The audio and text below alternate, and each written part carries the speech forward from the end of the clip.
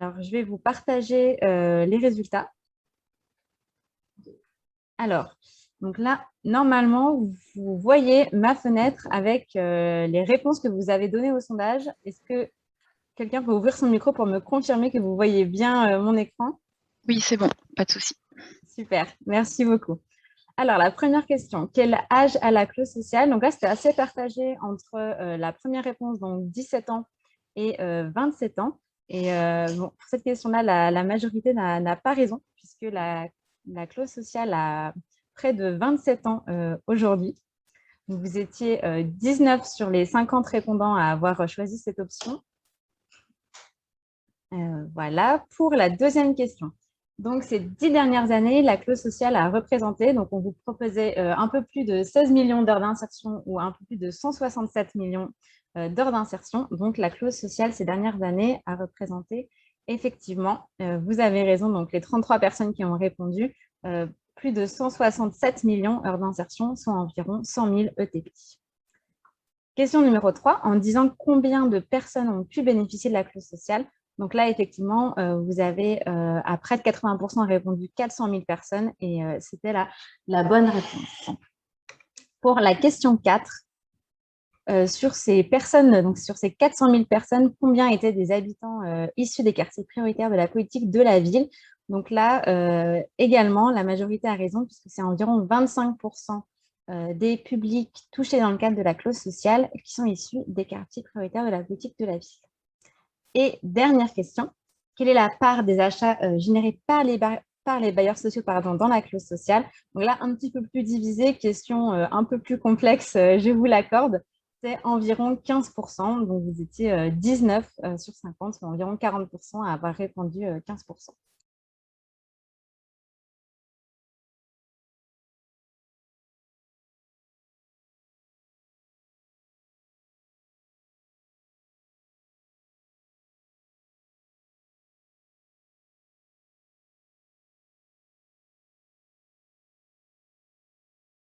Merci à tous et à tous. J'espère que ce petit sondage vous a plu. On va en faire d'autres durant cette journée. Et donc, c'était une bonne introduction pour le temps de présentation de la clause sociale, une opportunité à saisir, pour lequel je vais laisser la parole à mon collègue Jérôme Dorma. Donc, je réitère mes saluts à tous. Pour tous ceux qui ne me connaissent pas, je suis chef de projet expert clause sociale à l'Alliance Ville Emploi depuis maintenant un peu plus de 3 ans et demi, et en charge de l'accompagnement et du suivi de l'ensemble des territoires, et donc régulièrement en lien avec le réseau Hauts-de-France, particulièrement actif et mobilisé sur le sujet. On va démarrer avec la première slide. Justement, c'était l'une des questions qui était posée tout à l'heure sur l'âge de la clause sociale. Je rappelle qu'elle a démarré en 1994 avec un dispositif de clause dite du mieux disant social qui s'est lancé avec nos amis strasbourgeois qui ont tenté, dans le cadre déjà à cette époque d'un travail de rénovation sur leur territoire, en lien avec leur collectivité, d'introduire des premiers éléments à l'intérieur d'un marché d'attente d'insertion de publics et notamment des publics de leur quartier. En 2001, pour la première fois, légalisation de la clause sociale, et elle rentre dans le code de la commande publique et des marchés publics à cette époque-là,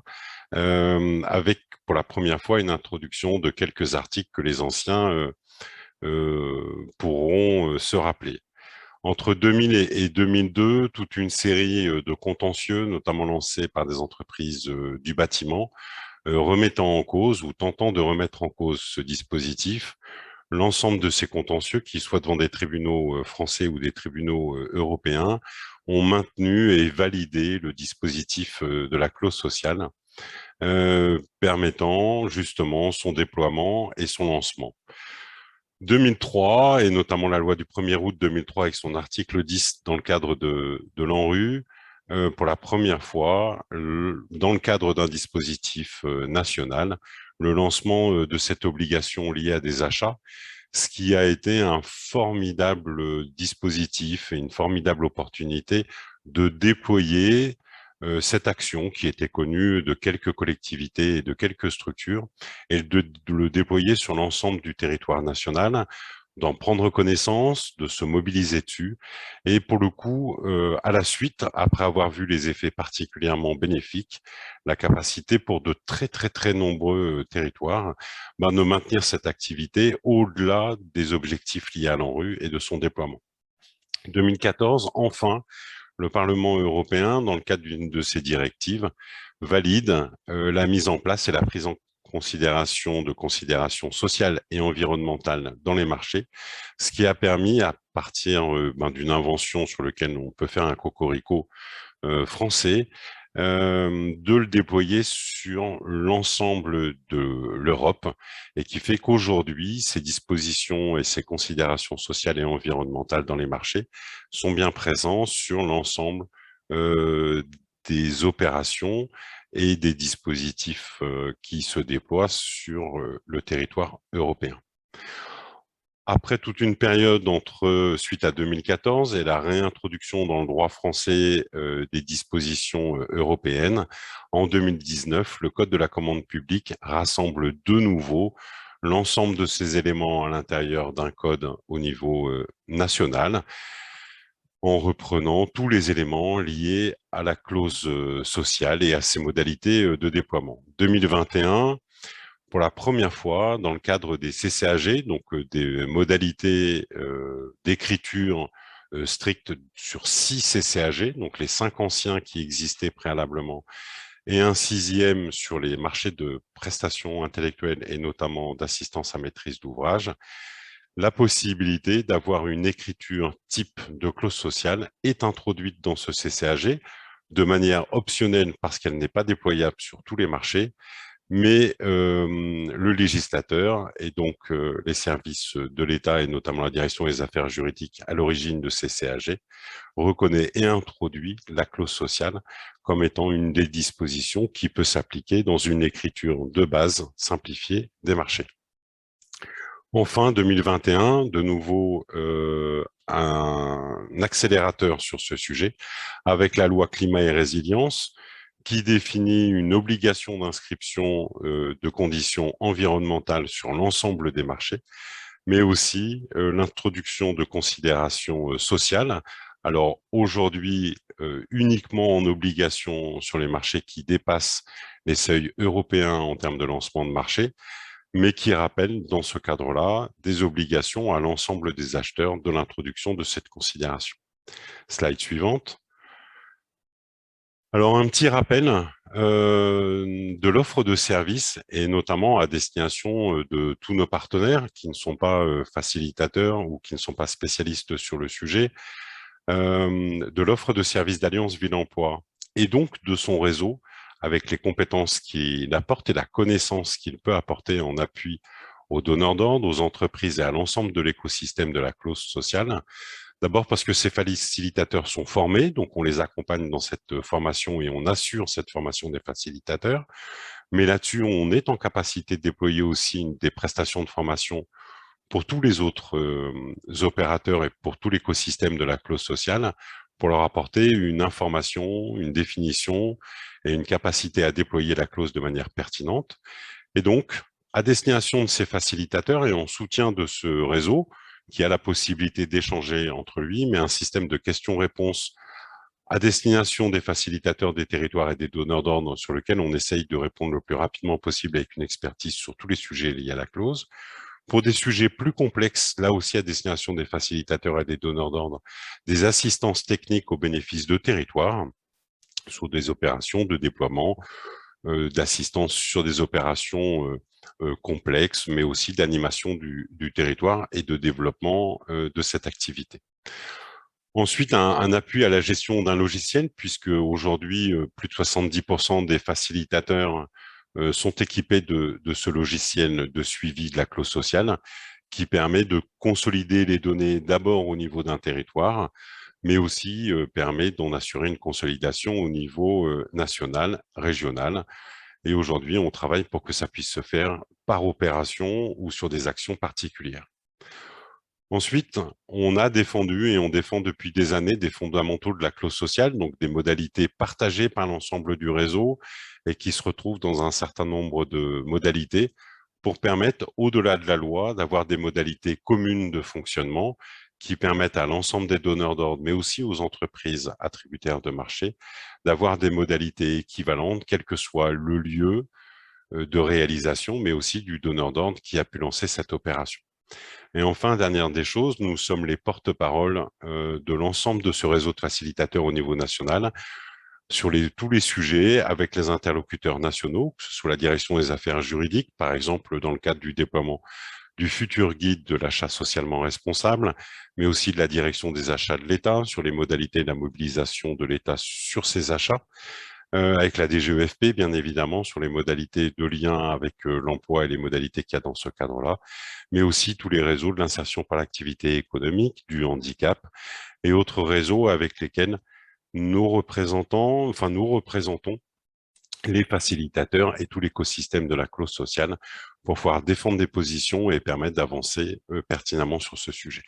Slide suivant. Sur son territoire, le facilitateur est à lui seul ou avec son équipe, à l'intérieur de sa structure, qu'il soit porté par une collectivité directement, mais aussi par un pli, une maison de l'emploi ou toute autre structure mandatée par une collectivité sur cette activité de facilitation de la clause sociale. Il est l'interlocuteur privilégié, central, unique, de soutien à la fois des collectivités, des bailleurs, mais de l'ensemble de l'écosystème des donneurs d'ordre qui mobilisent le code de la commande publique pour leurs achats, des entreprises titulaires de marché, ainsi que l'ensemble de leurs sous-traitants, co-traitants et opérateurs œuvrant dans la réalisation de ce marché, et à l'intersection aussi sur leur territoire du service public de l'emploi et des structures en charge de l'accompagnement des publics, du développement de l'emploi et de son organisation. Et enfin, des structures inclusives, qu'elles soient de l'insertion par l'activité économique, du handicap, de l'économie sociale et solidaire, par une connaissance fine, précise de ce territoire, des compétences de chacune de ces structures, d'une connaissance par une GPEC souvent active et une connaissance réelle des publics qui sont présents sur leur territoire, en capacité de répondre, de développer des actions, d'engager des opérations de formation préalable à l'embauche ou d'activité sur le sujet. Slide suivant. Le facilitateur est donc clairement un animateur territorial sur son territoire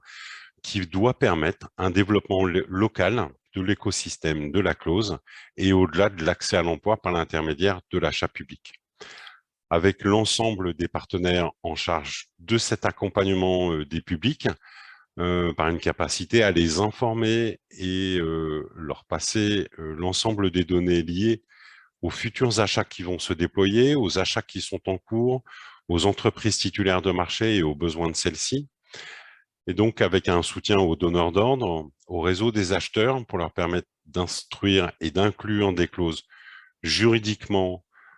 stables, juridiquement efficaces, notamment sur les sujets à la fois de volumétrie, mais de plus en plus sur des compétences d'achat qualitatif sur les sujets d'insertion. Avec les structures inclusives, je l'ai déjà dit, d'IAE Handicap et ESS, je pense que ma collègue me passe le message aussi d'accélérer le mouvement, et avec les entreprises et fédérations professionnelles, avec lesquelles le lien doit être particulièrement important pour réussir les achats sur le territoire. Un petit rappel pour que le rôle du facilitateur, donc slide suivant pour le coup, puisse être réalisé dans de bonnes conditions. Le facilitateur va devoir travailler très très tôt en amont sur le repérage des achats. Et là-dessus, plus le lien avec le donneur d'ordre pourra être travaillé en amont et de manière régulière, notamment avec des revues de marché régulières et une vraie visibilité sur les différentes typologies d'achats que va lancer le donneur d'ordre qui l'accompagne, lui permettront de repérer les achats qui, qualitativement et quantitativement, pourront inscrire à l'intérieur des considérations sociales. Mais aussi d'accompagner ce donneur d'ordre sur un appui au sourcing parce qu'il connaît sur son territoire les entreprises qui sont présentes, les structures inclusives, qu'elles soient du handicap, de l'IAE ou de l'ESS, qui pourraient potentiellement répondre à des lots ou à des parties de marché, voire carrément à des marchés au complet, pour que cet acheteur puisse définir, en lien avec le facilitateur, une organisation qualitative et quantitative qui prenne en compte ce sujet social pour l'introduire dans les meilleures conditions possibles à l'intérieur de son marché. À partir de ce travail, le donneur d'ordre va pouvoir lancer son marché en étant sûr de ce qui a été inscrit à l'intérieur en considération sociale,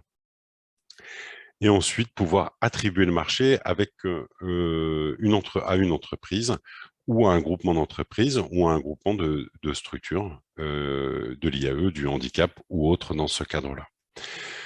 Le facilitateur va alors rentrer dans une relation directe avec cette entreprise pour définir ses besoins et voir avec elle les modalités de mise en œuvre en fonction des attentes que l'entreprise va pouvoir définir pour réaliser l'opération du marché. Et comme l'a dit le secrétaire général de la préfecture, déployer dans ce cadre-là des modalités pour lui permettre d'avoir des opportunités de rencontres avec des publics. C'est à ce moment-là qu'il va avoir une visibilité sur les besoins en emploi et en lien avec les structures d'accompagnement des publics de son territoire, repérer les candidats éligibles à la clause sociale, puisque je rappelle que dans ce cadre-là, l'éligibilité à la clause est liée au public qui va bénéficier de cette opération, et c'est là-dessus qu'on vérifie son éligibilité, non pas à des typologies de contrats ou des modalités, mais bien une éligibilité liée aux personnes qui sont mobilisées sur le sujet, quelle que soit la modalité mise en œuvre. Et donc, suite à la vérification de l'éligibilité du public, l'activité va pouvoir avoir lieu au sein de l'entreprise avec ces personnes qui vont pouvoir travailler et œuvrer à la réalisation de l'objet du marché. Et donc, de façon régulière, de façon mensuelle ou trimestrielle en fonction de la durée du marché, le facilitateur va assurer un suivi de l'activité de la clause en lien avec les entreprises, l'informer de l'avancée de cette réalisation, notamment dans le cadre de groupements d'entreprises ou d'entreprises uniques avec ses sous-traitants, pour qu'elle puisse avoir une visibilité de l'avancement de cette réalisation parmi les autres indicateurs de suivi de son marché. Et enfin, à l'issue du marché, un bilan global va être réalisé par le facilitateur, à la fois pour valider que l'entreprise a bien atteint les objectifs qui lui avaient été définis, qualitatifs et quantitatifs, et remettre un rapport au donneur d'ordre pour lui valider de la réalisation de cette opération. Pour pouvoir assurer son travail et pour pouvoir l'inscrire pertinemment, notamment dans les pièces du marché, le facilitateur va devoir s'appuyer en lien avec l'acheteur sur un certain nombre d'informations, tout autant sur la nature des opérations, le montant estimé du marché, la durée du marché, le contenu opérationnel sur le sujet. Et si possible, dans le cadre d'un échange et de la connaissance que l'acheteur va pouvoir avoir sur le sujet, de part de main-d'œuvre, du prix des prestations et des produits qui vont être mobilisés dans le cadre de cet achat. Ce qui va lui permettre, sur ce sujet, en lien avec le donneur d'ordre, de valider la liste des publics éligibles et notamment de pouvoir, sur un certain nombre de cas, pouvoir essayer de prioriser une partie des publics en fonction des attentes du territoire et de l'acheteur, en sachant, et je le rappelle, qu'on ne peut pas définir un public unique dans ce cadre-là, mais on peut, à l'intérieur de la liste des publics éligibles, essayer de pousser ou de mettre en avant des typologies de publics sur lesquels le donneur d'ordre souhaiterait voir une activité plus spécifique engagée. Ensuite, de travailler avec le donneur d'ordre sur les mises en place à minima de conditions d'exécution, notamment et plus régulièrement indiquer des volumes d'heures d'insertion, mais pourquoi pas aussi des besoins en formation, des besoins d'accompagnement du public avec des tuteurs au sein de l'entreprise, voire d'autres modalités complémentaires ou supplémentaires qui peuvent être ajoutées dans ce cadre-là. Et le facilitateur, comme coordinateur territorial, va ensuite assurer la promotion et la visibilité de cette opération pour faire en sorte que cette réalisation soit la plus efficace et efficiente possible en proposant toutes les modalités nécessaires dans ce cadre. Le sujet principal sur lequel s'appuyer, c'est d'abord d'inscrire une formule, une capacité pour l'entreprise de pouvoir évaluer et avoir une visibilité précise des attentes dans le cadre de ces conditions d'exécution, avec un volume d'heures fixe lorsque le prix d'achat est connu, ou quand on a une évaluation assez précise, ou alors, si le volume d'achat n'est pas connu parce qu'il s'organise dans le temps, eh bien, la possibilité de pouvoir indiquer un volume d'heures par tranche de facturation, par tranche d'achat ou par modalité de déploiement quand on est sur des opérations avec des parties fixes et des parties optionnelles à l'intérieur de cette activité. Un rappel très important sur le sujet, c'est que il n'est pas possible de faire une demande et d'attendre que l'entreprise attributaire du marché la réalise si derrière, on n'a pas mis en face de chacune des demandes que l'on a pu formuler à l'intérieur de cette opération des pénalités. Alors, des pénalités qui ne soient pas punitives, mais incitatives vis-à-vis de l'entreprise à ne pas se poser la question de la réalisation ou de la non-réalisation de cette condition d'exécution ou des autres modalités qu'il a définies à l'intérieur, notamment en prévoyant des pénalités en cas d'absence à des rendez-vous sur les sujets de suivi de la clause, de non-définition d'un interlocuteur si on l'a demandé à l'intérieur du marché pour avoir un interlocuteur spécifique au sein de l'entreprise, mais aussi de la non-transmission des données ou des éléments qui permettent au facilitateur de réaliser son travail de vérification de la réalisation. Et enfin, une pénalité en cas de non-réalisation, notamment des heures d'insertion, mais aussi si on a mis des heures de formation ou des attentes en termes de formation de non-réalisation dans ce cadre-là, ou de non-mise en place du tutorat ou d'autres spécificités qui ont été indiquées à l'intérieur. À chaque demande, une pénalité pour permettre et vérifier de sa réalisation. Le sujet aujourd'hui, puisque tout le monde le connaît, et notamment sur la région Hauts-de-France, avec une vraie connaissance et compétences fortes de l'ensemble du réseau des facilitateurs, de toutes les modalités qui sont mises en place. Donc la plus simple, je l'ai rappelé, la condition d'exécution qui est inscrite à l'intérieur de son marché, mais avec la possibilité d'aller plus loin en intégrant un critère qui va permettre à l'entreprise de réfléchir à ce besoin, de s'impliquer à l'intérieur et de faire des propositions qui vont au-delà de ce qu'on a pu inscrire en condition d'exécution au démarrage, puisque je rappelle, pour inscrire un critère, il faut que ce critère puisse être lié à une condition d'exécution ou à l'objet du marché, et de permettre à l'entreprise de proposer des opérations complémentaires, supplémentaires ou nouvelles qui vont devenir, si elle devient attributaire, une condition d'exécution du marché. Mais aussi la possibilité dans ce cadre-là de s'appuyer sur les marchés réservés, notamment aux structures de l'IAE, aux structures du handicap, voire aux structures de l'économie sociale et solidaire. Et enfin, dernière possibilité, c'est la capacité d'acheter directement une prestation d'insertion et de qualification sur lequel l'objet du marché, qui peut être un support technique, ne sera qu'un appui à ce marché d'insertion et de qualification. L'objectif, c'est d'aller plus loin et notamment d'élargir les cibles et notamment les cibles en termes de public. Aujourd'hui, la clause est encore trop souvent un dispositif réservé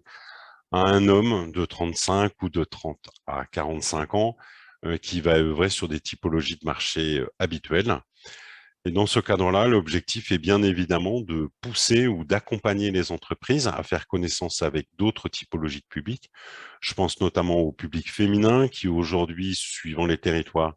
représente, en tout cas au niveau national, entre 16 et 18% en termes de clauses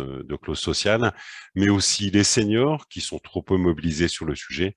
Et enfin, et particulièrement puisque c'est une attente forte de l'État sur le sujet, les publics jeunes à mobiliser de manière beaucoup plus importante sur ces marchés, même si aujourd'hui, le sujet de l'expérience est souvent demandé par les entreprises. Et dans ce cadre, l'élargissement des secteurs pour sortir des activités classiques du bâtiment, des espaces verts, du nettoyage et des activités qu'on retrouve régulièrement sur l'ensemble du territoire national, œuvre dans ce cadre-là, puisqu'on voit qu'en l'élargissant à d'autres marchés, je pense notamment au marché de services, aux prestations intellectuelles, d'assistance à maîtrise d'ouvrage, d'études préalables ou autres dispositifs, voire sur un certain nombre de sujets de marché de fourniture, et enfin de marché d'insertion, permettent à ces publics d'avancer. Un exemple dans ce cadre-là, on a 2 régions en France qui ont aujourd'hui une majorité dans le cadre de leurs achats de marché de services par rapport aux marchés liés aux travaux, eh bien, ces deux régions ont, par exemple, une part de population féminine qui dépasse les 30% du public, donc 2 fois au-dessus de la moyenne nationale. Donc, on voit bien que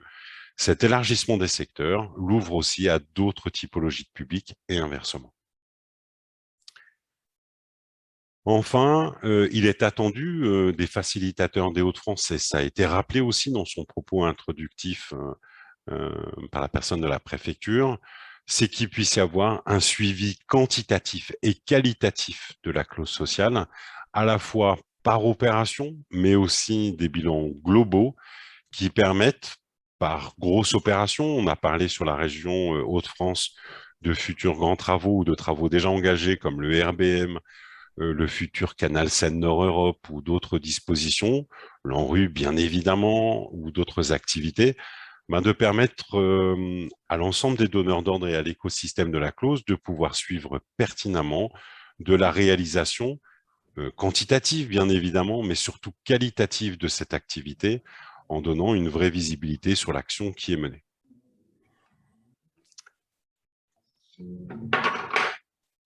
En bilan, je reviens dessus, d'avoir des objectifs à la fois quantitatifs, mais surtout aujourd'hui d'accompagner les donneurs d'ordre dans l'inclusion de clauses qui permettent des réalisations plus qualitatives en termes de résultats, une ouverture vers de nouveaux publics cibles en allant chercher des marchés différents, des activités complémentaires, et réussir à atteindre l'objectif qui va sans doute être annoncé dans le cadre du prochain PNAD, c'est qu'à terme, en France, on puisse se dire qu'à minima, 30% des marchés sur l'ensemble des procédures d'achat et aujourd'hui et bientôt des considérations sociales dans le cadre de cet achat. On a des marges de progrès puisque aujourd'hui, en fonction des donneurs d'ordre, on est plutôt entre 15% à 20-25%, suivant les territoires et suivant les donneurs d'ordre, d'introduction de considérations sociales à l'intérieur des marchés. Donc une formidable capacité de développer des réponses et d'introduire de nouvelles activités dans ce cadre-là. Et puis un rappel, c'est que ce facilitateur, il est un coordinateur de l'écosystème de l'insertion et de l'emploi sur son territoire, en lien avec les structures de l'insertion par l'activité économique, du handicap, des réseaux d'entreprises et de leur représentation, pour pouvoir développer de manière pertinente des modalités d'inclusion des publics sur le territoire, puisque je le rappelle, le sujet final de ces opérations est bien de permettre à des publics de pouvoir mettre un pied dans les entreprises, d'acquérir des compétences et de s'intégrer durablement. Et donc un formidable dispositif de développement local du tissu à la fois économique et de leur public dans une insertion durable. Merci à tous.